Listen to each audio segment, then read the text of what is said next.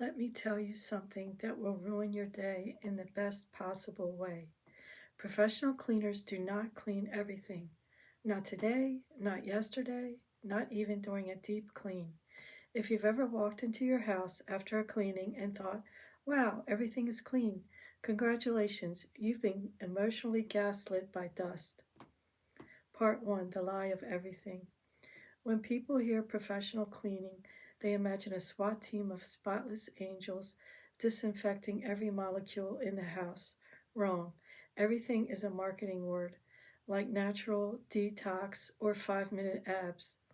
In the real world, professional cleaners clean what they are paid to clean, what they can physically reach, and what won't destroy the schedule for the rest of the day. That's it.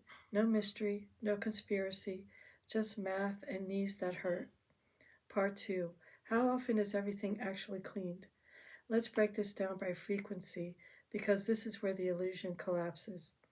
Weekly or bi weekly cleanings. This is maintenance mode. Translation: if it looks clean from 5 feet away, it survives. Light switches? Maybe. Door frames? Only if they're visibly screaming. Baseboards? Those are in witness protection. Anything behind furniture is legally considered not part of the house. Monthly cleanings. This is where people think, ah, yes, now we're getting the good stuff. No, you're getting the same stuff, just slightly more judgment. The cleaner might notice the top of the fridge. They will emotionally register it. They will not necessarily touch it. Deep cleaning. This is the most misunderstood phrase in human history. Deep clean does not mean every single thing. It means we will clean extra areas until the clock runs out. Deep cleaning is basically a cleaning buffet with a time limit. Someone always gets full before dessert. Part 3: What almost never gets cleaned. Let's talk about the stuff that lives rent-free in your house. The tops of cabinets, inside light fixtures, the sides of large appliances, vents, ceiling corners, behind toilets. Yes, behind. These are the places dirt goes when it knows the system. If it requires moving furniture, climbing, unscrewing, or negotiating with gravity, it's not on the regular rotation. And honestly, that's fair. Part 4: Why cleaners don't clean everything. This part matters. Professional cleaners are not lazy. They are scheduled down to the minute. If they cleaned everything in one house, they would miss the next job, destroy their bodies, or charge you the price of a small used car. So instead, they prioritize impact cleaning, the stuff your eyes notice first.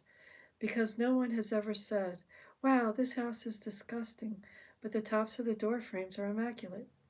Part 5: The truth no one tells you. Here's the secret. Professional cleaning is about maintenance, not perfection. Your house is never fully clean, it's just temporarily convincing. And the moment the cleaner leaves, your house starts plotting against you again. Dust does not rest. Crumbs reproduce. Bathrooms regenerate chaos. This is not a failure. This is biology. Part 6: How often should everything be cleaned? If we're being realistic, high touch areas weekly, medium use areas monthly, low visibility areas 2 to 4 times a year. What is that areas whenever you accidentally notice them? That's the real schedule. Anything else is fantasy or a content creator lying to you for views. Not me though, I would never do that. So the next time you wonder, did they really clean everything? The answer is no, and they weren't supposed to. If this video just saved you from unrealistic expectations, mild rage, or a passive-aggressive text message to your cleaner, hit subscribe, because I tell you the stuff everyone else cleans around. And remember, your house isn't dirty, it's just honest. Subscribe.